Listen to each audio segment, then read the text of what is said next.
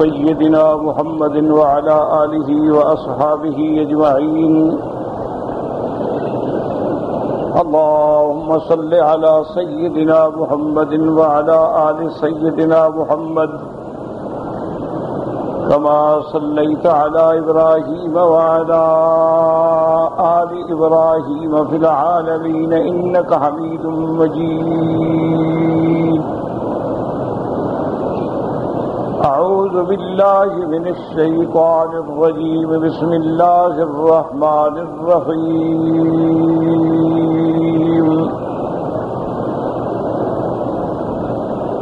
فآمن له لوط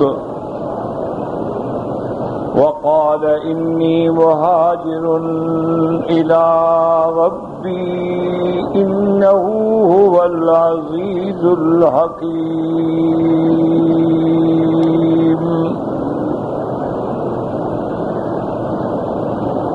ووهبنا له إسحاق ويعقوب وجعلنا في ذريته النبوة والكتاب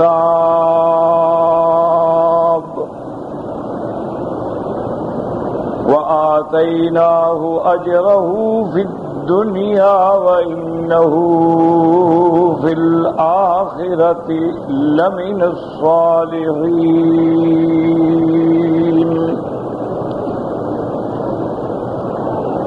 ان آیات مبارکہ میں سیدنا ابراہیم علیہ السلام اور اس کے بعد سیدنا لوط علیہ السلام کے واقعے کا ذکر فرمایا گیا. اس سے پہلے جیسے الحمدللہ کہ آپ نے پڑھا ہے کہ اس سورت مبارکہ میں اللہ تبارک و تعالی نے سب سے پہلے حضرت نوح علیہ السلام کا واقعہ ذکر فرمایا کہ اللہ نے حضرت نوح علیہ السلام کو ان کی قوم کے پاس بھیجا اور نوح علیہ السلام پہلے رسول ہیں جو دنیا میں بھیجے گئے.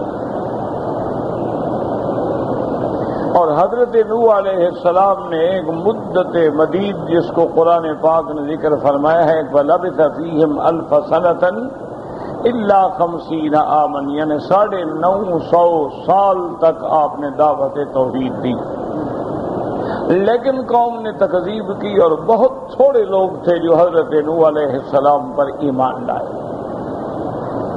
اسی لیے حدیث مبارک میں آتا ہے کہ رحمت دو عالم سیدنا محمد مصطفیٰ صلی اللہ علیہ وسلم نے فرمایا کہ قیامت والے دن ایسے بھی انبیاء ہوں گے جن کے ساتھ چند آدمی اور ایسے بھی انبیاء ہوں گے جن کے ساتھ 2-4 آدمی اور ایسے بھی انبیاء ہوں گے جن کے ساتھ 100-200 آدمی، لیکن سب سے زیادہ امت جو ہے وہ سیدنا محمد مصطفیٰ صلی اللہ علیہ وعلا آلہ واصحابہ وسلم تسلیما کثیرا کثیرا کی ہوگی. اسی طرح حضرت موسیٰ علیہ السلام کی امت بھی بہت بڑی کثرت سے ہوگی، لیکن سب سے بڑی شان جو ہے وہ ہمارے آقا رحمت دو عالم کو ملی کہ آخر میں بھیجے گئے. عمر مبارک بہت مختصر ہے، یعنی بعض روایات میں آپ کی عمر مبارک 63 سال ہے اور بعض روایات میں آپ کی عمر مبارک 65 سال ہے. تو اتنی قلیل مدت کے اندر اللہ نے آپ کو اتنی عظیم امت سے نوازا کہ قیامت میں انبیاء بھی رفتہ فرمائے. تو حضرت نوح علیہ السلام کے ساتھ چند تھوڑے سے لوگ ایمان لائے اور بعض روایات کتب متقدمہ سے ملتا ہے کہ وہ زیادہ سے زیادہ 200 اور 300 کے درمیان تھے. اللہ نے حضرت نوح علیہ السلام کو حکم دیا، جبریل علیہ السلام کے ذریعے تعلیم دی، اللہ کے حکم پر آپ نے کشتی بنائی. اللہ اگر چاہتے تو بغیر کشتی کے بھی نجات دے سکتے، لیکن اس میں سبق دیا جاتا ہے کہ آدمی اسباب پہ عمل کرے اور پھر اللہ سے حفاظت مانگے. اسباب جو ہیں وہ بھی اللہ نے پیدا فرمائے ہیں. تو حضرت نوح علیہ السلام نے بحکم خدا بندی کشتی تیار کی اور اس کے بعد طوفان آیا، اور طوفان اتنی شدید تھا اور اتنی عظیم تھا اور اتنی محیط تھا کہ اس نے اس پورے علاقے کو اپنی لپیٹ میں لیا اور ساری کی ساری قوم نوح اس میں غرق ہو گئی، حتیٰ کہ آپ کا بیٹا بھی اسی میں غرق ہو۔ لیکن اللہ تبارک و تعالی نے حضرت نوح علیہ السلام کو اور جو لوگ حضرت نوح علیہ السلام کی کشتی میں سوار ہو گئے اور حضرت نوح علیہ السلام پر ایمان لے آئے، اللہ نے ان کو حفاظت فرمائی۔ اس لیے قرآن نے واضح فرما دیا فَأَنْجَيْنَاهُ وَأَصْحَابَ السَّفِينَةِ کہ ہم نے حضرت نوح علیہ السلام کو نجات دی اور ان کے ساتھ کشتی والوں کو بھی نجات دی، اور پھر وہ کشتی صحیح سالم جو ہے دریائے جبل جودی کے کنارے پہ آ کے لگی، اور وہ بھی ایک نشانی تھی عالم کے لیے کہ دیکھیں اور عبرت پکڑیں۔ تو اس سے ہمیں یہ سبق ملا کہ جو لوگ انبیاء علیہم السلام پر ایمان لاتے ہیں، انبیاء علیہم السلام کی معیت اختیار فرماتے ہیں، اللہ ان کو عذاب سے بچا لیتے ہیں۔ اور حضرت نوح علیہ السلام کے واقعے کے بعد اللہ نے حضرت ابراہیم علیہ السلام کا واقعہ بیان کیا۔ اللہ نے فرمایا کہ حضرت ابراہیم علیہ السلام کو جب ان کی قوم کے بعد بھیجا گیا تو آپ نے بھی اپنی قوم کو وہی دعوت دی جو ہر پیغمبر دیتا ہے کہ اعبدوا اللہ، اللہ کی عبادت کرو، واتقوہ، اور اسی سے ڈرو، ذالکم خیر لکم ان کنتم تعلمون، اگر تم جانو تو یہی تمہارے لیے بہتری کہ تم اللہ کے بندے ہو اور اللہ نے تمہیں اپنی بندگی کے لیے پیدا کیا ہے، تو لہذا عبادت جو ہے وہ خالص اللہ تبارک و تعالیٰ کی کریں، اور یاد رکھیں کہ تمام عبادات جو ہیں وہ صرف اللہ کے لیے۔ اسی لیے مسلمان نمازوں میں دہراتے ہیں ایاک نعبد و ایاک نستعین، تیری ہی عبادت کرتے ہیں اور تجھ ہی سے مدد مانگتے ہیں۔ یاد رکھیں کہ عبادات چاہے قولی ہوں، عبادات چاہے فعلی ہوں، عبادات چاہے بدنی ہوں، عبادات چاہے مالی ہوں، تمام عبادات کی حقدار ذات جو ہے وہ اللہ تبارک و تعالیٰ کی ذات ہے، اور یہی دعوت انبیاء ہے۔ اسی لیے آپ الحمدللہ متعدد بار پڑھ چکے ہیں کہ مسئلہ توحید ہو یا مسئلہ انبیاء و رسالت ہو، نبوت و رسالت ہو یا مسئلہ قیامت ہو، اس میں کوئی اختلاف نہیں ہے۔ یہ سارا واحد پروگرام ہے، ایک ہی دعوت ہے جو سیدنا نوح علیہ السلام سے لے کر ہمارے آقا رحمت دو عالم سیدنا محمد مصطفیٰ صلی اللہ علیہ وسلم تک آئی ہے، اس میں کوئی اختلاف نہیں۔ اور اس کے بعد حضرت ابراہیم علیہ السلام نے، چونکہ یاد رکھیں کہ ابراہیم علیہ السلام کو اپنے زمانے میں دو قسم کے لوگوں سے واسطہ پڑا ہے۔ ایک واسطہ پڑا ان لوگوں سے جو بتوں کی عبادت کرتے تھے، اور ایک واسطہ پڑا ان لوگوں سے جو ستاروں کی عبادت کرتے تھے۔ یعنی حضرت ابراہیم علیہ السلام کو دونوں قوموں سے ٹکرانا پڑا ہے۔ آپ کا کچھ قوموں کا قبیلے جو تھے وہ بتوں کے پجاری تھے، اور کچھ لوگ جو تھے وہ ستاروں کو وہ مانتے تھے کہ تمام نظام عالم، تمام نظام کائنات جو ہے وہ ستاروں کے اندر ہے۔ سیدنا ابراہیم علیہ السلام نے ان کا بھی مقابلہ کیا، اور سیدنا ابراہیم علیہ السلام نے بت پرستوں کا بھی مقابلہ کیا۔ جیسا کہ آپ سیدنا ابراہیم کے قصے میں پڑھ رہے ہیں کہ آپ نے بت پرستوں پر تو ایسی کاری ضرب لگائی کہ ان کے مندر میں جا کر ان کے بتوں کو توڑ ڈالا، اور اسی طرح سیدنا ابراہیم علیہ السلام نے کواکب پرست جو ہیں، چاند اور سورج کے پجاری جو ہیں، ان سے بھی مقابلہ کیا، اور فرمایا کہ ذرا غور تو کرو خدا کے بندو، اگر یہ تارے مسخر ہیں، اگر یہ تارے سارے کائنات کے متصرف فی الامور ہیں، یہ تو خود ڈوب جاتے ہیں، یہ تو خود چھپ جاتے ہیں۔ اسی طرح اگر چاند ہے تو چاند بھی غروب ہو جاتا ہے، اور چاند اپنے نور میں سورج کا محتاج ہے، اور اسی طرح اگر سورج تمام کائنات کے نظام کو چلاتا ہے تو سورج بھی تو ڈوب جاتا ہے۔ اور بعض علاقے ایسے ہیں جہاں 6 مہینے کا دن ہے، اور بعض علاقے ایسے ہیں جہاں 6 مہینے کی رات ہے، تو اس کا مطلب یہ ہوا کہ کہیں کچھ کام سورج کرتا ہے اور کچھ کام چاند کرتا ہے اور کچھ کام ستارے کرتے ہیں۔ لیکن یہ تو بتائیں کہ کیا یہ چاند، سورج، تارے خود بخود پیدا ہوئے یا ان کو بھی کوئی پیدا کرنے والا؟ تو تو اگر آپ حقائق پہ غور کریں گے تو یہی سمجھ آئے گا کہ ان تمام کائنات کا خالق اور مالک جو ہے وہ اللہ تبارک و تعالیٰ کی ذات ہے۔ اسی لیے ان آیات مبارکہ میں بھی سیدنا ابراہیم علیہ السلام نے اپنی قوم کو اللہ کی عبادت کا حکم دیا اور واضح کر دیا کہ جو تم نے بت بنائے ہیں یہ تم نے خود گھڑے ہوئے ہیں۔ ان الذین تعبدون من دون اللہ، اللہ کے سوا جس کی بھی تم عبادت کرو، لا یملکون لکم رزقا، ان کے ہاتھ میں کچھ بھی نہیں ہے۔ فابتغوا عند اللہ الرزق واعبدوہ واشکروا لہ، رزق اللہ سے طلب کرو، اللہ کی عبادت کرو، اللہ کے نعمتوں کا شکر بجا لاؤ، اسی کی طرف تم نے لوٹ کے جانا ہے۔ اور اس کے بعد فرمایا کہ وَإِن تُكَذِّبُوا فَقَدْ كَذَّبَ أُمَمٌ مِّن قَبْلِكُمْ، ان آیات مبارکت میں یعنی تسلی ہے میرے آقا کے لیے کہ محمد مصطفیٰ صلی اللہ علیہ وسلم، آج اگر قریش، آج اگر کفار مکہ آپ کی تکذیب کرتے ہیں تو آپ نہ گھبرائیں، آپ سے پہلے بھی امتوں نے تکذیب کی ہے، آپ سے پہلے بھی امتوں نے پیغمبروں کو جھٹلایا ہے، آپ کے ذمے صرف یہ ہے کہ بھائی کسی نے اتار کھینچ ڈالی ہوگی نا، کیا کرے انسان۔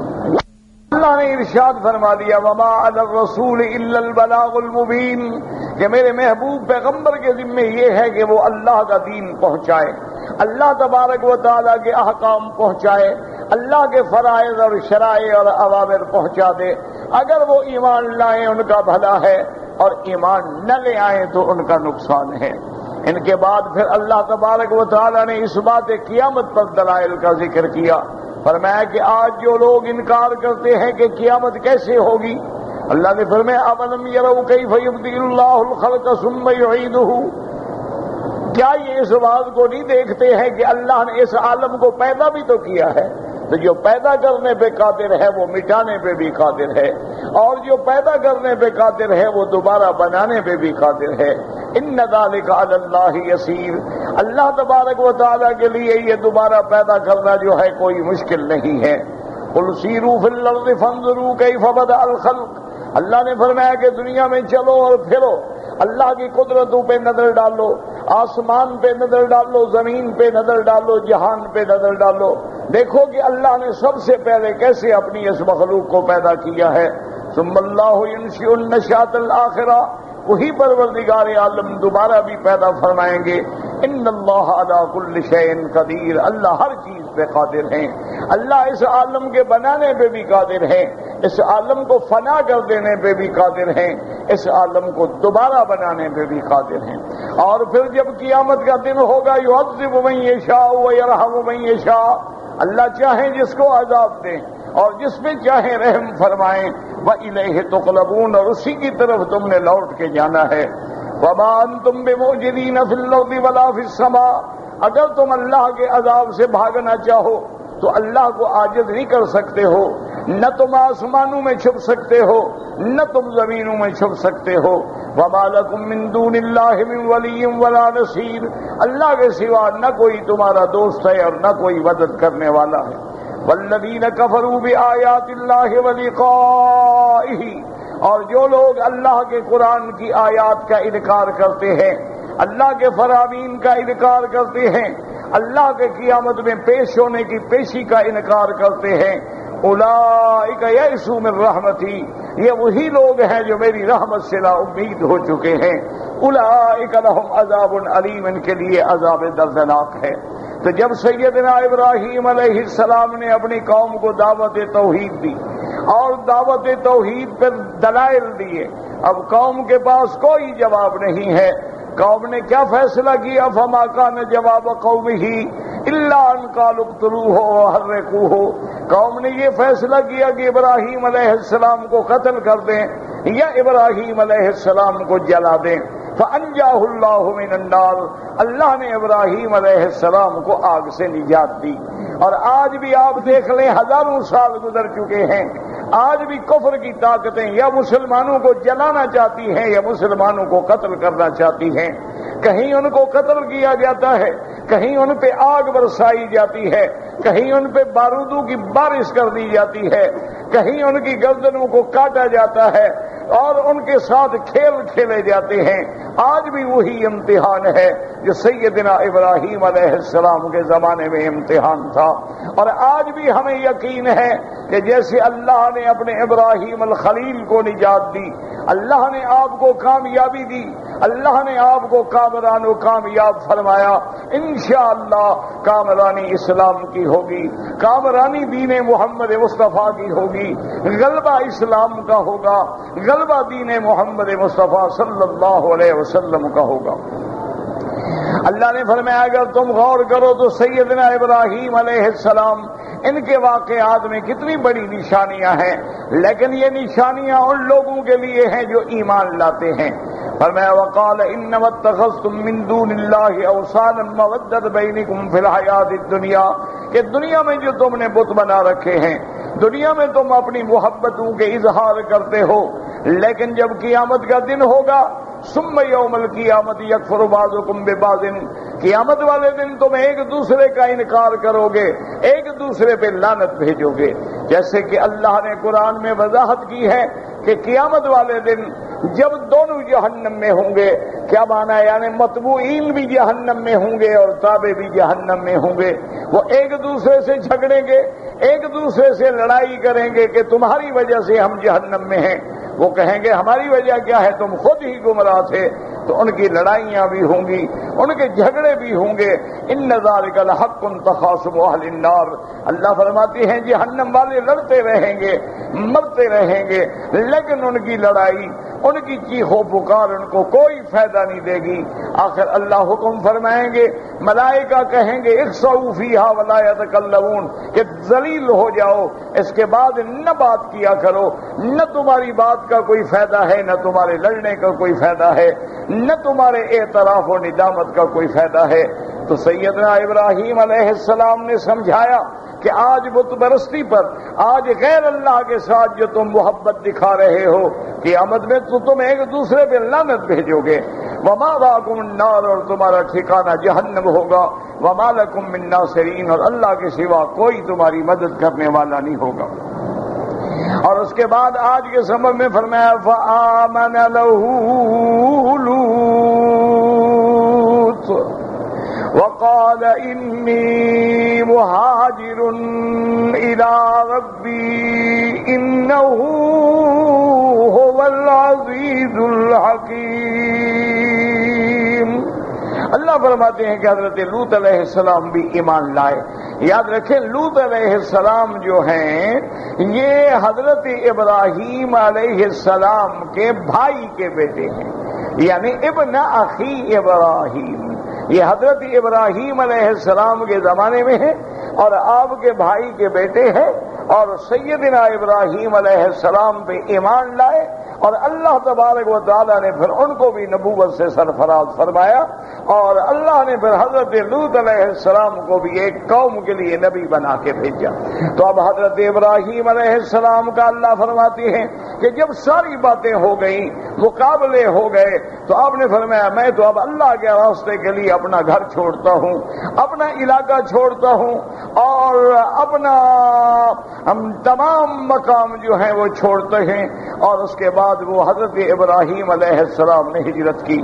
اسی میں سبق ملا کہ ہجرت ہر انبیاء نے فرمائی ہے، ہجرت جو ہے وہ ہر حق والوں کو کرنی پڑی ہے، جیسے کہ میرے آقا رحمت دو عالم نے بھی ہجرت فرمائی ہے۔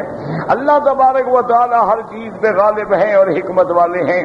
اگر اللہ چاہتے تو ابراہیم علیہ السلام کو بغیر ہجرت کے بھی امداد فرما دیتے، لیکن اس ہجرت میں بھی حکمتیں ہیں، اس ہجرت میں بھی سبق ہیں۔ وَوَهَبْنَا لَهُ إِسْحَاقَ وَيَعْقُوبَ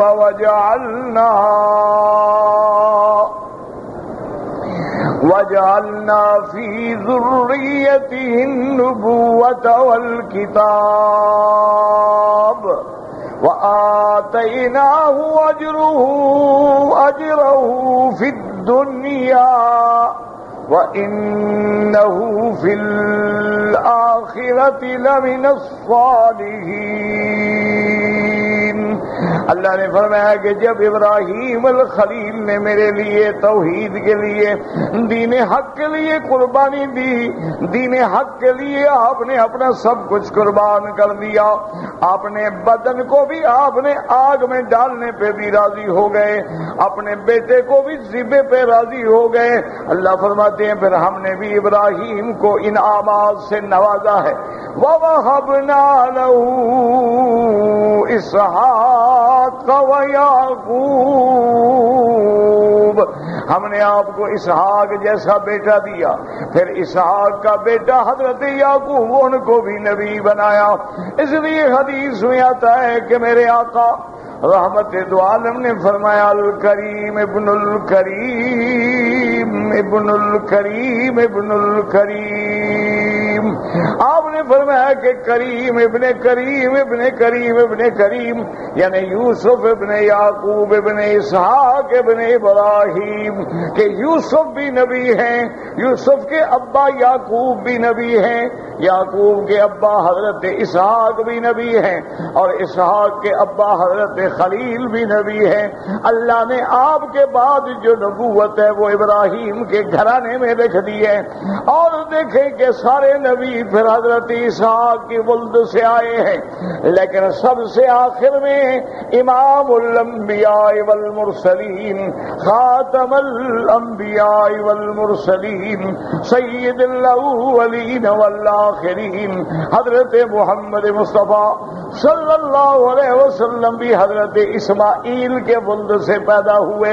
اس لیے میرے مدنی فرماتی ہیں اللہ تبارک و تعالی نے ولد اسماعیل میں سے کنانا کو چن لیا، کنانا میں سے اللہ نے قریش کو چن لیا، اور قریش میں سے اللہ نے بنو ہاشم کو چن لیا، اور بنو ہاشم میں سے اللہ نے محمد مصطفیٰ کو چن لیا ہے صلی اللہ علیہ وآلہ آلہ وصحابہ وسلم تسلیما کثیرا۔ اس لیے فرماتے ہیں وجعلنا فی ذریتہ النبوۃ والکتاب، اور آپ کی اولاد میں ہم نے اس کے بعد نبوت بھی رکھی، کتاب بھی رکھی۔ میں نے جتنے پیغمبر آئے سب ذریت ابراہیم سے آئے ہیں۔ وَآتَيْنَاهُ أَجْرَهُ فِي الدُّنْيَا، ہم نے ان کو دنیا میں بھی عزت دی، شان دیا، عظمت دی۔ وَإِنَّهُ فِي الْآخِرَةِ لَمِنَ الصَّالِحِينَ، اور اللہ تبارک و تعالیٰ فرماتی ہیں کہ پھر ہم نے ان کو آخرت کے اندر بھی ہم نے ان کو صالحین میں رکھا، یعنی سعادت دنیا بھی ہم نے دے دی، سعادت اخروی بھی ہم نے دے دی، دونوں نعمتیں اللہ نے حضرت ابراہیم کو دی ہیں۔ اس لیے آج بھی دیکھ لیں تمام دنیا کے ادیان جو ہیں وہ سب حضرت ابراہیم سے محبت کا دعویٰ کرتے ہیں۔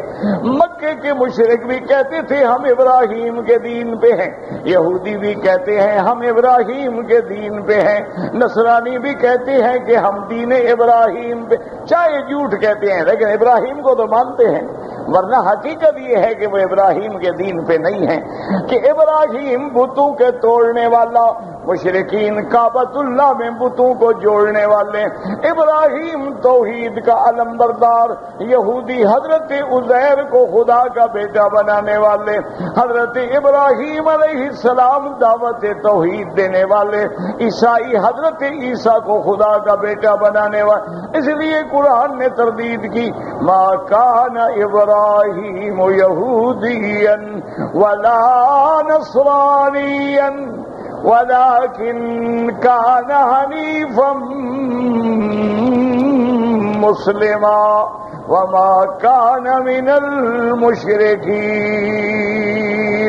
اللہ نے فرمایا ظالم جھوٹ بولتے ہیں، نہ تو یہ یہودیت جو ہے یہ نہ دین ابراہیم ہے، نہ نصرانیت، نہ مشرکین، بلکہ دین ابراہیم، ملت ابراہیم، کعبہ ابراہیم کا اگر حقیقی وارث ہے تو حضرت محمد مصطفیٰ ہے صلی اللہ علیہ وآلہ آلہ وصحابہ وسلم تسلیما کثیرا کثیرا۔ اللہ ہمیں بھی آپ کو بھی دین پہ ثابت قدم رکھے۔ انشاءاللہ چونکہ آج تو توقع ہے لیکن کل تو انشاءاللہ یقینی ہے. تو بہرحال یہ بات یاد رکھیں کہ رمضان المبارک میں درس جو ہے مغرب کے بعد نہیں ہوگا، انشاءاللہ پھر عید کے بعد، چونکہ مغرب کے بعد وقت افطار ہے اور ہر بندہ افطار کرتا ہے، پھر گھر جاتا ہے، ضروریات ہیں، کھانا ہے، پینا ہے. اس کے بعد جب وہ لوٹ کے آئیں گے انشاءاللہ پھر تراویح ہے، اور تراویح کے بعد وتر ہیں، اور فارغ ہوتے ہوتے الحمدللہ بہت زیادہ دیر ہو جاتی ہے. تو حسب عادت انشاءاللہ اللہ صحت و عافیت آپ کو، مجھے، ہر مسلمان کو نصیب کرے. صبح کی نماز کے بعد تو درس ہوگا انشاءاللہ، اور صبح کا درس جو ہے وہ عربی زبان میں ہوتا ہے. تو اگر کوئی میرے بھائی طالب العلم عربی درس سے فائدہ اٹھانا چاہتے ہیں تو وہ تو الحمدللہ آ سکتے ہیں، اور وہ اسی داہنے ہاتھ پہ تھوڑا سا آگے اسی برآمدے میں ہوتا ہے. صبح کی نماز کے بعد فوراً انشاءاللہ اشراق کے بعد تک، لیکن وہ عربی زبان میں ہوگا، اردو میں نہیں ہوگا. اور اردو کا درس جو ہے پھر زندگی باقی اللہ نے زندہ رکھا، توفیق دی، ہمت دی، تو پھر انشاءاللہ عید کے بعد ہوگا. البتہ تراویح کی نماز کے بعد اسی کے سامنے میدان میں ہم کچھ دیر بیٹھتے ہیں کہ کسی دوست نے مسئلہ پوچھنا ہے، کسی دوست کو اور کوئی کام ہے، ملنا ہے، بات ہے، تو تراویح کے بعد آدھا گھنٹہ تقریباً ہم سامنے نیچے میدان میں، چونکہ اس وقت رش نہیں ہوتا ہے، تو وہاں بیٹھا کریں گے انشاءاللہ ثم انشاءاللہ. اور آپ بھی دعا کریں اور میں بھی دعا کروں، اور رمضان کے پورے مہینے میں ایک دوسرے کے لیے دعا کریں، عالم اسلام کے لیے دعا کریں، امت مسلمہ کے لیے دعا کریں. مسلمان ہمارے جو فلسطین میں ہیں، کشمیر میں ہیں، لبنان میں ہیں، افغان میں ہیں، فضا میں ہیں، ہوا میں ہیں، بر میں ہیں، باہر میں ہیں، ان کے لیے دعائیں کریں. یہ رحمت کا مہینہ ہے، مغفرت کا مہینہ ہے، یہ عتق من النار کا مہینہ ہے، یہ مانگنے کا مہینہ ہے، یہ ایسی رحمت کا مہینہ ہے کہ وہ بڑا بدقسمت ہے جس کو رمضان ملے اور وہ بخشا نہ جائے. وہ بہت بڑا بد نصیب ہے کہ جس کو ایسا مہینہ ملے. لیکن یاد رکھیں کہ اس مہینے میں اگر آپ کو کسی کے ساتھ بغض ہے، اگر آپ کے دل میں کسی کے ساتھ عداوت ہے، اگر رشتہ داروں میں کوئی جھگڑا ہے، اگر آپ کسی پہ ناراض ہیں، تو اپنے آپ کو اللہ کے لیے اسے معاف کر دیں.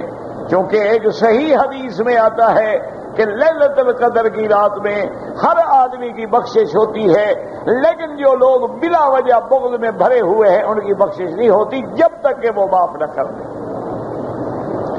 اور اسی طرح یاد رکھیں کہ روزہ جو ہے یہ ایک ایسی عبادت ہے، یہ ایک ایسی نعمت ہے کہ صحیح حدیث مبارک میں ہے کہ میرے آقا نے ارشاد فرمایا کہ اللہ تبارک و تعالی فرماتے ہیں الصوم لی وانا اجزی بہ، کہ روزہ میرے لیے ہے اور روزے کا بدلہ میں خود دیتا ہوں. یعنی ہر عبادت کا بدلہ اللہ فرشتوں کو حکم دیں گے، لیکن روزے کا بدلہ اللہ فرماتے ہیں میں خود دوں گا. اور بعض علماء نے اس کو یوں بھی پڑھا ہے الصوم لی وانا اجزا بہ، کہ روزہ میرے لیے ہے اور اس کی جزا بھی میری ذات ہے کہ میں اس کو اپنا دیدار نصیب کروں گا. اسی طرح حدیث مبارک میں آتا ہے، علماء نے بھی لکھا ہے کہ ہر عبادت میں ریا کا شبہ ہو سکتا ہے، لیکن روزہ ایسی عبادت ہے جس میں ریا کا شبہ ہی نہیں ہو سکتا. آپ نماز پڑھ رہے ہیں، چلو کوئی تو دیکھ رہا ہے، آپ زکوٰۃ دے رہے ہیں، چلو لینے والا تو دیکھ رہا ہے، اگر آپ خیرات کر رہے ہیں تو کھانے والا تو دیکھ رہا ہے. اسی لیے ہر عبادت کو کوئی دیکھنے والا ظاہری بھی ہے. روزہ ایک ایسی عبادت ہے کہ اللہ کے سوا اس کو کوئی نہیں جانتا. آپ نے روزہ رکھا ہے نہیں رکھا کسی کو کیا پتا ہے؟ آپ اپنے گھر میں جا کے پانی پی رہے ہیں کسی کو کیا پتا ہے؟ آپ نے روزے کو توڑا ہوا ہے، اللہ کے سوا کسی کو کیا علم ہے؟ چونکہ یہ روزہ خالص ایسی عبادت ہے کہ اللہ سے ڈر کے بندہ کھانے سے بھی، پینے سے بھی، بیوی سے بھی، منکرات سے بھی، محرمات سے بھی اپنے آپ کو روکتا ہے، اس لیے اللہ فرماتے ہیں کہ اس کی جزا میں دوں گا۔ اور اسی طرح یاد رکھیں کہ رمضان کا جو پہلا حصہ ہے، فرمایا کہ وہ مغفرت کا حصہ ہے، درمیانہ حصہ جو ہے وہ رحمت کا حصہ ہے، اور آخری حصہ جو ہے اس میں اللہ جہنم سے آزادی کے پروانے دیتے ہیں۔ دعا کریں اللہ ہم سب مسلمانوں کو جہنم سے آزاد فرما دے، اللہ تبارک و تعالی تمام عالم اسلام پہ رحمتیں فرما دے، اللہ تمام عالم اسلام کی مغفرت فرما دے۔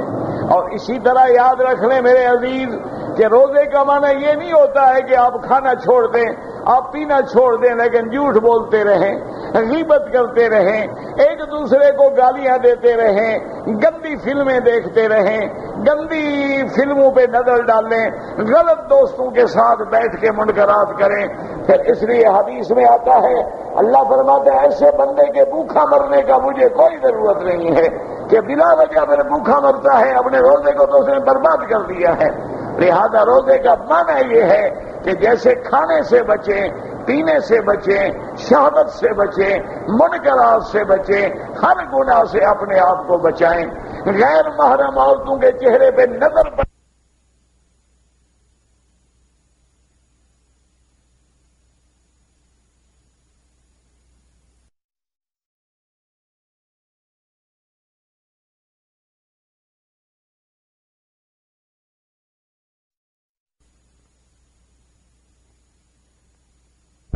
کہ اللہ کے اس شہر مبارک میں آپ گناہوں سے دور ہو جائیں، آپ نیکیوں کے زیادہ قریب ہو جائیں۔ اس لیے یہ مہینہ جو ہے کمانے کا مہینہ ہے، اور جن کو اللہ توفیق دے وہ عشر الاخر میں اعتکاف بھی بیٹھے، کیونکہ اسی مہینے میں لیلۃ القدر ہے، اور لیلۃ القدر کی زیادہ امید جو ہے وہ آخری عشرے میں ہوتی ہے، اور آخری عشرے میں بھی 21 کی رات ہے، 23 کی رات ہے، 25 کی رات ہے، 27 کی رات ہے، 29 کی رات ہے۔ اور اسی طرح یاد رکھیں کہ رمضان کے روزے میں افطار کرنا جو ہے سنت ہے، سحری کرنا جو ہے سنت ہے۔ افطار میں جتنی ہو سکے جلدی کریں، اور سحری میں جتنی ہو سکے تاخیر کریں، کیونکہ افطار میں جلدی کرنا بھی سنت محمد مصطفیٰ ہے، اور سحری میں تاخیر کرنا جو ہے وہ بھی سنت مصطفیٰ ہے۔ اور اسی طرح سمجھ لیں کہ افضل افطار یہ ہے کہ آدمی کسی میٹھی چیز سے، جیسے کہ میرے آقا رحمت دو جہاں کھجور سے افطار فرماتے تھے، اور اگر کھجور تازہ ملے تو اس کو ترجیح دیں، سبحان اللہ، تازہ نہ ملے تو پھر خشک کھجور سے افطار کریں، اگر آپ کو کھجوریں نہ ملے تو پھر پانی سے افطار کریں۔ یہ جو بات جاہلوں نے بنایا ہوا ہے، کبھی نمک سے افطار کرتے ہیں، کبھی کسی چیز سے، یہ بالکل جاہلیت ہے، اس کا کوئی قرآن و حدیث سے تعلق نہیں ہے۔ اور افضل یہ ہے کہ میٹھی چیز سے افطار کیا جائے، اور خوش نصیب ہیں وہ لوگ جو اللہ کے کعبے میں ہوں گے، خدا کا کعبہ سامنے ہوگا، مدینہ منورہ کی کھجور ہاتھ میں ہوگی، ماء زمزم ان کے سامنے ہوگا، یہ ساری نعمتیں اللہ کے حرم میں جمع ہو جاتی ہیں۔ اسی طرح وہ لوگ خوش نصیب ہیں جو مدینہ منورہ میں ہوں گے، جو روضہ نبی حضرت محمد مصطفیٰ صلی اللہ علیہ وسلم میں ہوں گے، کہ مسجد نبوی ہو، رحمت دو عالم کا روضہ مبارکہ ہو، اور مدینے کی کھجور تازہ ہو، اور وہاں بھی الحمدللہ زمزم کا پانی موجود ہے، تو یہ نیکی ہے اور یہ چیزیں ہیں۔ اور اسی طرح یہ بھی کوشش کریں کہ ہر آدمی جو ہے جماعت کے ساتھ نمازیں ادا کرے۔ اگر آپ نے روزہ رکھا اور ظہر کو سو گئے، اگر آپ نے روزہ رکھا اور فجر کو سو گئے، اگر آپ نے روزہ رکھا اور عشاء کو سو گئے، تو پھر روزہ رکھنے کا کیا فائدہ ہے؟ کیونکہ امام احمد بن حنبل رحمت اللہ علیہ فرماتے ہیں جو بندہ ایک نماز عمدن جان بوجھ کے چھوڑ دے وہ کافر ہو جاتا ہے، تو جب کافر ہو گیا تو کافر کو روزے رکھنے کا کیا فائدہ ہوگا؟ تو اس لیے ہمیشہ یاد رکھیں کہ ہر حال میں نماز با جماعت پڑھیں، اگر حرم میں نہ آ سکیں محلے کی مسجد میں پڑھ لیں، جو بھی قریب مسجد ہے پڑھ لیں، اگر مسجد میں بھی نہ ملے 2-4 آدمی مل کے جماعت کر دیں تاکہ آپ کی نمازیں ضائع نہ ہو جائیں. حتیٰ کہ علماء نے لکھا ہے کہ آپ مسجد میں آئے، جماعت ہو گئی، ساتھی بھی کوئی نہیں ہے، تو اس بندے کو چاہیے کہ گھر لوٹ جائے، اپنے بچوں سے کہے بھی وضو کرو، ان کو پیچھے کھڑا کر کے خود امام بن کے جماعت کر لے تاکہ جماعت کی فضیلت سے محروم نہ ہو جائے.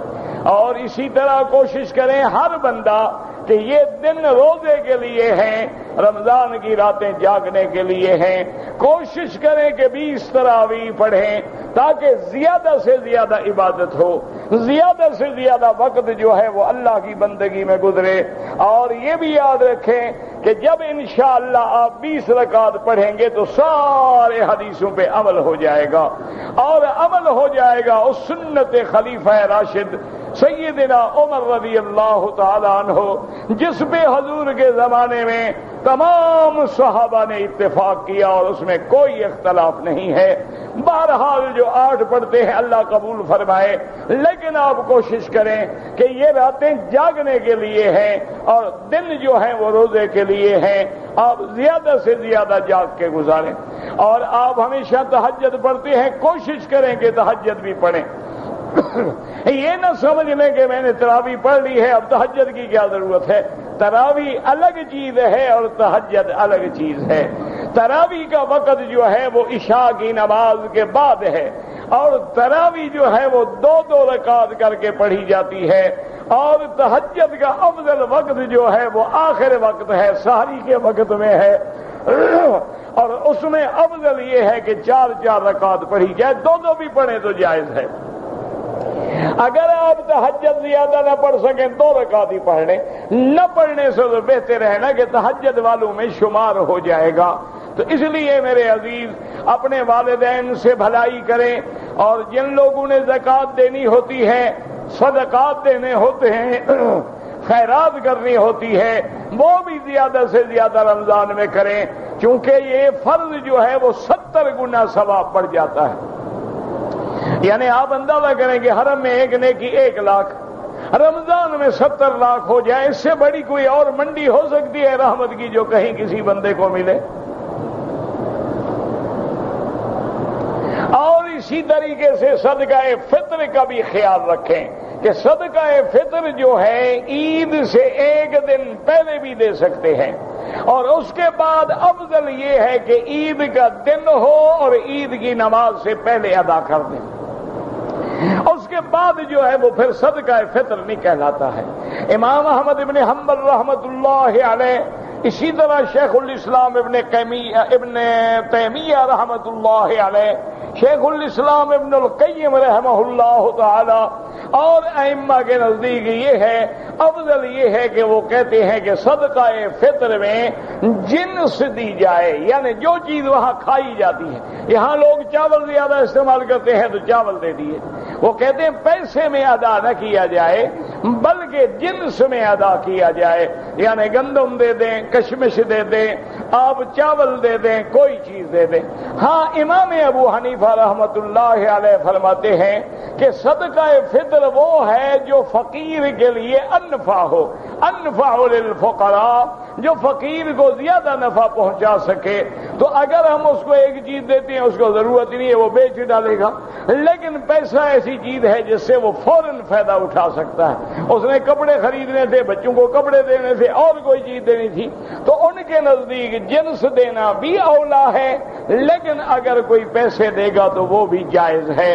تو بہرحال اور رمضان المبارک کے مہینے میں غیبت نہ کریں، گلہ نہ کریں، جھوٹ نہ بولیں. اور دوسرا رمضان المبارک کے مہینے میں سب سے افضل عبادت یہ ہے کہ زیادہ سے زیادہ قرآن پڑھیں، چونکہ قرآن مبارک اور رمضان کا آپس میں جوڑ ہے. اللہ نے قرآن رمضان میں اتارا ہے، اور رمضان میں جبریل آتے تھے، حضور سے دور کرتے تھے، تو لہذا مسلمانوں کو چاہیے کہ ہر نماز کے بعد جتنی ممکن ہو سکے گھر میں ہیں، مسجد میں ہیں، تلاوت قرآن کریں، زیادہ سے زیادہ قرآن پڑھیں، کیونکہ قرآن ایک عظیم نعمت ہے، قرآن اللہ کا کلام ہے۔ اس لیے بزرگ کہتے ہیں کہ جب بندہ قرآن پڑھتا ہے تو گویا اللہ سے ہم کلام ہو جاتا ہے۔ تو اللہ آپ کو بھی اور مجھے بھی رمضان کے برکات و ثمرات سے نوازے، آپ ہمیں دعاؤں میں نہ بھولیں اور ہم آپ کو دعاؤں میں یاد رکھیں۔ زکات کے لیے آپ سارے سال میں جب چاہیں دے سکتے ہیں، لیکن افضل ہے کہ رمضان میں دیں۔ زکات کا معنی میرا بھائی یہ ہوتا ہے کہ گھر کے تمام ضروریات، بیوی، بچے، علاج، معالجہ، کھانا پینا، نفقہ، کسوہ، کپڑا، سب کچھ دینے کے بعد جو بچے 2.5%، یعنی ہم نے حساب کیا کہ سارے خرچے نکال کے ہمارے پاس 1000 بچتا ہے تو 2.5%۔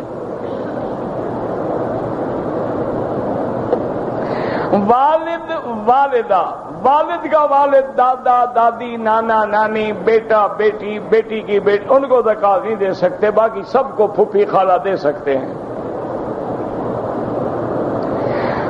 نماز جنازہ میں پہلی تکبیر کے علاوہ جب تکبیر کہتے ہیں تو بہرحال امام ابو حنیفہ رحمۃ اللہ علیہ فرماتے ہیں کہ ہر تکبیر پہ ہاتھ نہ اٹھائے، بس پہلی دفعہ اٹھانا کافی ہے۔ لیکن امام باقی ائمہ میں سے امام احمد بن حنبل رحمۃ اللہ علیہ کے نزدیک ہر تکبیر پہ ہاتھ اٹھانا ہے۔ یہ بحثوں میں نہ پڑا کریں، خدا کا کیا، یہ فارسی کا لفظ ہے۔ اب دیکھیں نا، جبرائیل کیا معنی ہے؟ عبداللہ، جبر معنی عبد، ایل معنی اللہ، تو ہم کہتے ہیں جبرائیل معنی عبداللہ ہے، ہم کہتے ہیں میکائیل معنی عبداللہ ہے، ہم کہتے ہیں اسرافیل معنی عبداللہ ہے۔ اسی طرح آپ دیکھیں انڈونیشین زبانوں میں سکارنو ہے، سہارتو ہے، تو یہ بھی فارسی کا ایک لفظ ہے۔ اگر آدمی ترجمے کے طور پہ کہے، ورنہ لفظ اللہ کہنا جو ہے وہ تو افضل ہے، وہ تو اللہ کا نام ہے، اس میں ذات ہے۔ آدمی نے طواف زیارت کیا اور طواف زیارت میں اس کو بعد میں کپڑے چیک کیے تو معلوم ہوا کہ اس کو تو رات سونے میں احتلام ہو گیا تھا، تو معنی یہ ہے کہ اس نے بغیر پاک ہونے کے طواف زیارت کیا ہے۔ آسان علاج تو یہ ہے کہ جب پتہ لگے غسل کرے، پاک ہو اور اس طواف کو دوہرا دے، اس نیت سے کہ جو میں نے طواف غلطی میں کیا ہے میں اس کے بدلے دوبارہ کر رہا ہوں، پھر کوئی دم نہیں دینی پڑے۔ اور اگر طواف نہیں دوہرایا تو دم دینی پڑے گی کہ اس نے پلید حالت میں طواف کیا ہے۔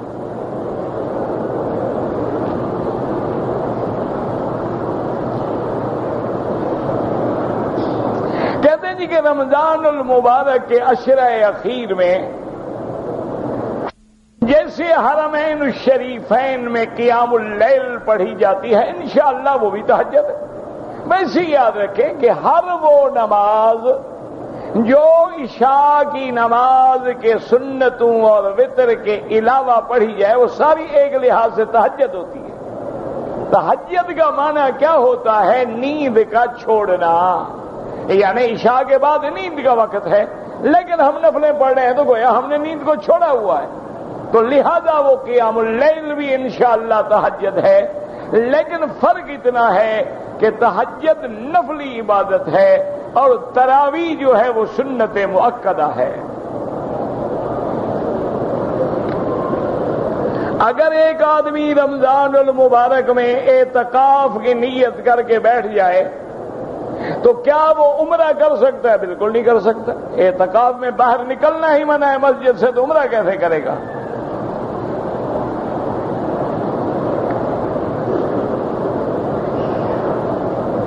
کہتے جی کہ محرم کے مہینے میں ہمارے ملک میں لوگ نیاز پکاتے ہیں 9 محرم 10 محرم 8 محرم، یہ سب بدعات ہیں، منکرات ہیں، اس کا دین اسلام سے کوئی تعلق نہیں ہے، یہ ایک رواج ہے، بن گیا ہے۔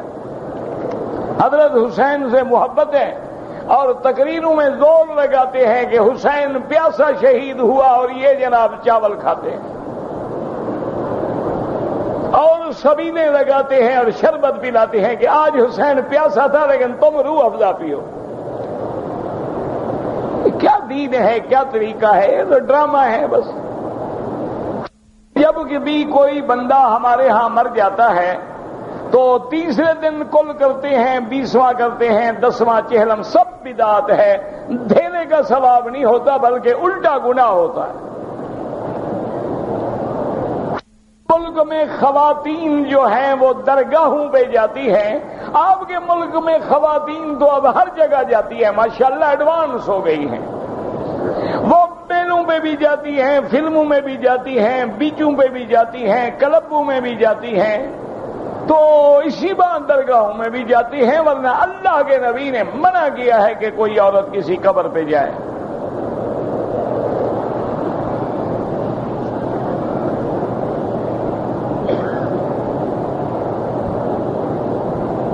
بہرحال دیو صابن ہے یا پیپسی ہے مجھے تحقیق نہیں ہے، لیکن افضل یہ ہے ان چیزوں سے جس میں شبہ پڑ جائے بچ جائے، کیونکہ حدیث مبارک میں آتا ہے میرے آقا نے فرمایا الحلال بین والحرام بین، کہ حلال بھی واضح ہے حرام بھی واضح ہے، وبینہما، ان دو کے درمیان کچھ چیزیں ہیں جو مشتبہ ہیں کہ حلال بھی ہے اور حرام کا بھی شبہ ہے، تو فرمایا جو چیزیں مشتبہ ہو جائیں ان سے بچ جاؤ۔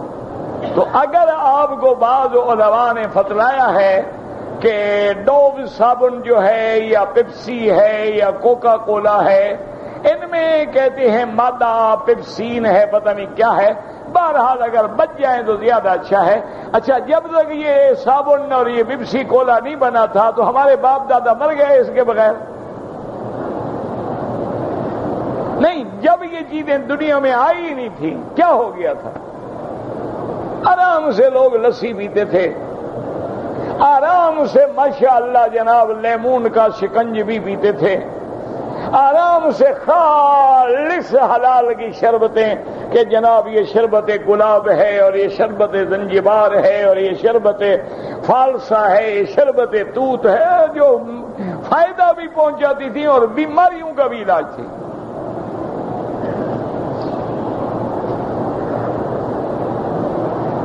لیکن فیشن کی بات ہے نا جی، آپ چاہے 500 روپے کا ایک گلاس شربت کا پیے، وہ مزہ نہیں بنتا نا جو پیپسی کے ڈبے میں پکڑنے میں ہے نا،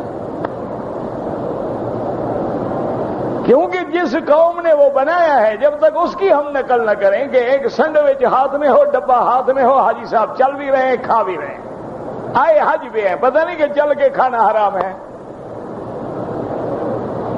بعض فقہا تو فرماتے ہیں جو بندہ بازار میں چلتے چلتے کھا رہا ہو ایسے بندے کی گواہی بھی قبول نہ کرو، یہ گرا ہوا آدمی ہے، یہ مروت کے خلاف ہے، اس کو احساس نہیں ہے کہ آرام سے بیٹھ کے کھائے۔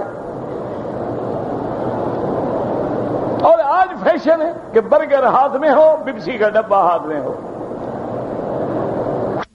میں نماز وتر جو ہے نماز تہجد کے بعد پڑھتا ہوں، بڑی اچھی بات ہے۔ بہرحال اگر نماز وتر کے لیے آپ کی آنکھ دیر سے کھلتی ہے تو افضل آپ کے لیے یہ ہے کہ عشاء کے بعد وتر پڑھ کے سو جایا کرو، چونکہ وتر واجب ہے امام ابو حنیفہ رحمۃ اللہ علیہ کے نزدیک۔ تہجد جتنی ہو گئی پڑھ لی، خدا نہ خواستہ نہ پڑھ سکے تو نفل ہے نا، لیکن وتر میں تاخیر ہو جائے پھر تو گیا۔ اچھا، آپ آخری رکعت پڑھ رہے ہیں، اذان ہو گئی، پھر تو تیرا ہو جائیں گے، لیکن پہلی رکعت میں اذان ہو گئی، وتر ادا نہیں ہوں گے۔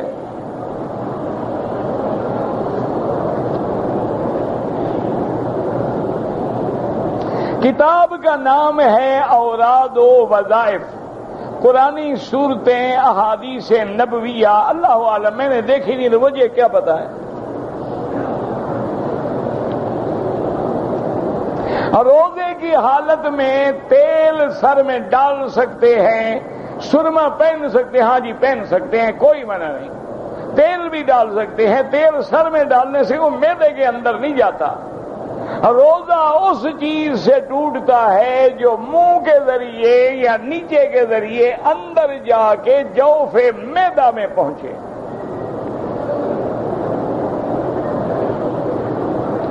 وتر کے اندر اگر ہم امام کے پیچھے ہاتھ اٹھا کے دعا مانگیں کوئی مسئلہ نہیں، یہی تو ہم کہتے ہیں کہ دعا میں ہاتھ اٹھائے بھی جاتے ہیں اور ہاتھ نہیں بھی اٹھائے جاتے۔ یہ تو وہ جھگڑا کرے نا جو ہاتھ اٹھانے پہ لڑتے ہیں۔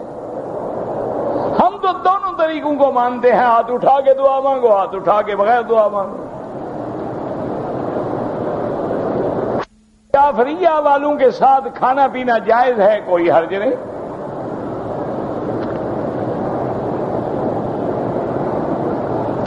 بعض لوگ جو ہیں داڑھی کو کالا خضاب لگاتے ہیں، میرا بھائی افضل یہ ہے، جمہور کے نزدیک سیاہ خضاب لگانا منع ہے۔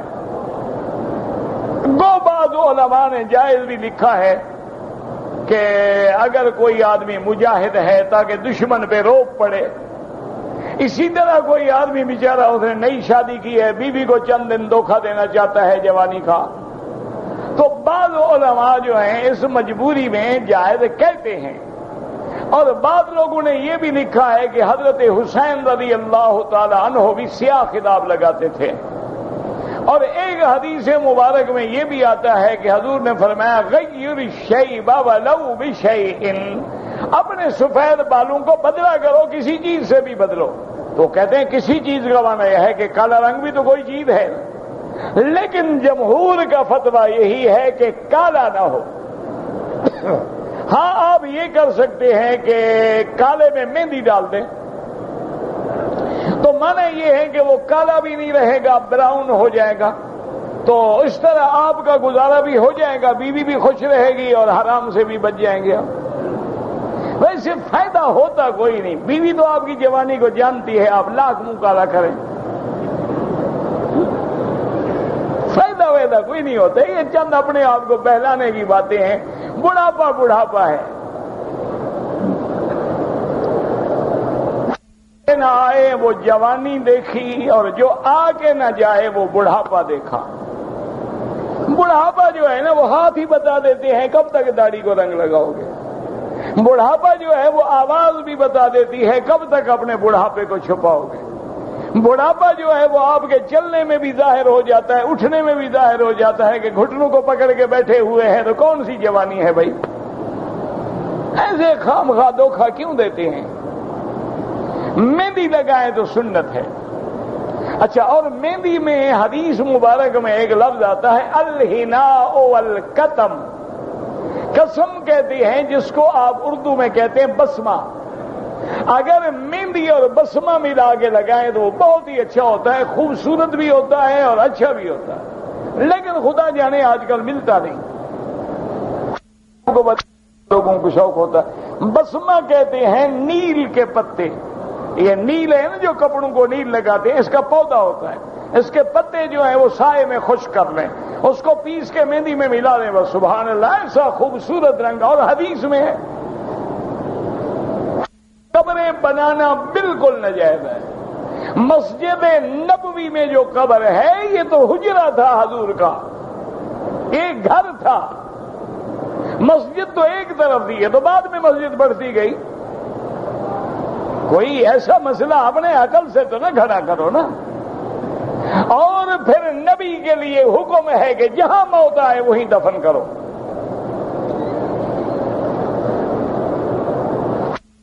عمرہ کیا ہے، سر مڈانے سے پہلے میں نے بالوں میں کنگھی کی، بال کوئی نہیں ٹوٹا، کوئی حرج نہیں، ایک آدھا بال ٹوٹے تب بھی کچھ نہیں ہوتا۔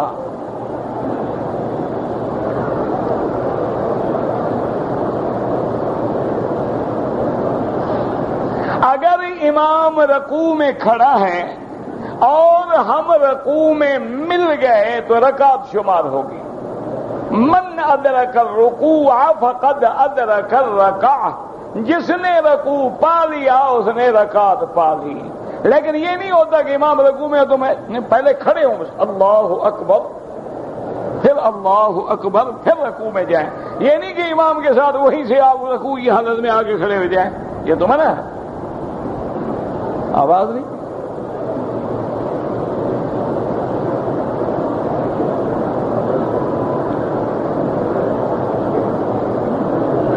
ہاں جی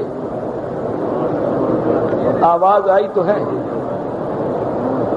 بہرحال ہے جی کہ جس نے رمضان میں عمرہ کیا بالکل اس نے اتنا بڑا ثواب ہے جیسے اللہ کے نبی کے ساتھ اس نے حج کیا۔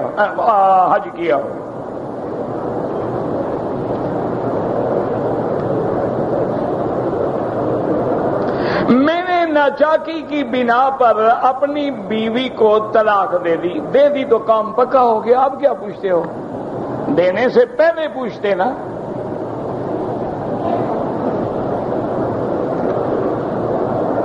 میقات جو ہیں وہ 5 ہیں، جیسے مدینہ منورہ میقات ہے، طائف میقات ہے، یلملم میقات ہے، جوفہ میقات ہے، مسجد عائشہ ہل ہے، میقات نہیں۔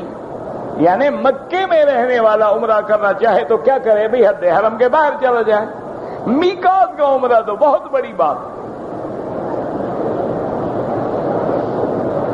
عورتوں کے پیچھے نماز ہو جاتی ہے، یعنی عورت اگر امام یا مقتدی کے آگے کھڑی ہو تو امام ابو حنیفہ رحمۃ اللہ علیہ کے نزدیک نہیں ہوتی، باقی ائمہ کے نزدیک مجبوراً ہوتی ہے۔ کوشش کریں کہ عورتوں کے پیچھے نماز نہ پڑھیں۔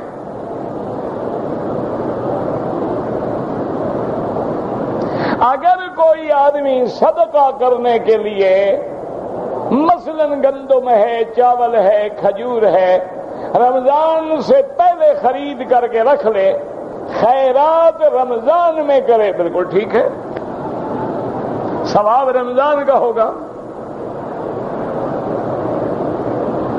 شوہر بیوی کے حقوق ادا نہیں کرتا تو قیامت میں جہنم ہے،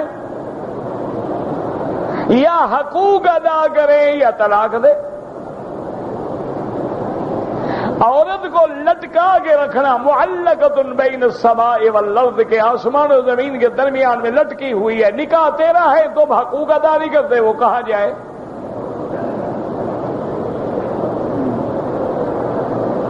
غیر مسلم کو زکوٰۃ خیرات نہ دیں، مسلمانوں کو دیں۔ اگر کوئی غیر مسلم محتاج ہے اس کی مدد کر سکتے ہیں، لیکن کوشش یہ کریں کہ آپ کی زکوٰۃ جو ہے مسلمانوں کو ملے۔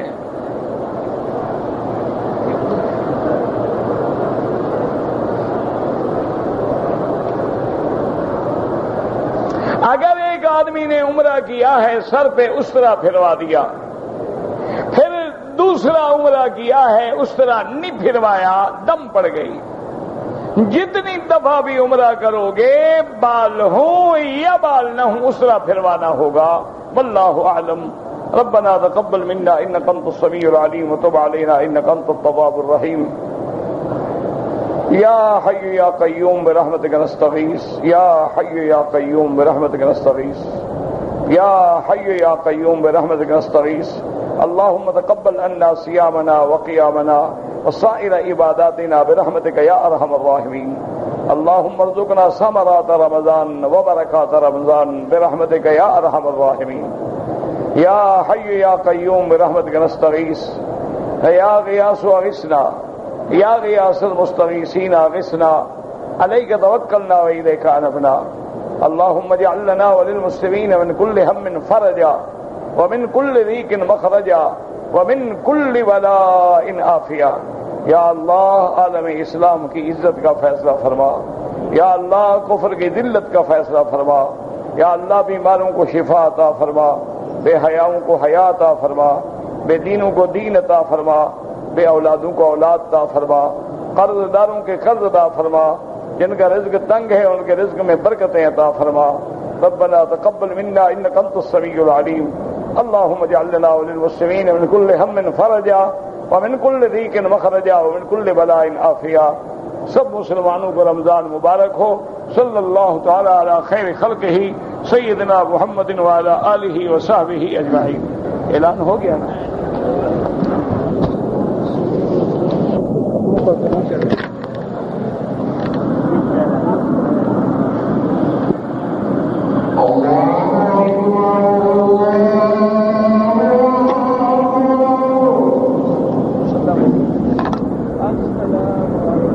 Allah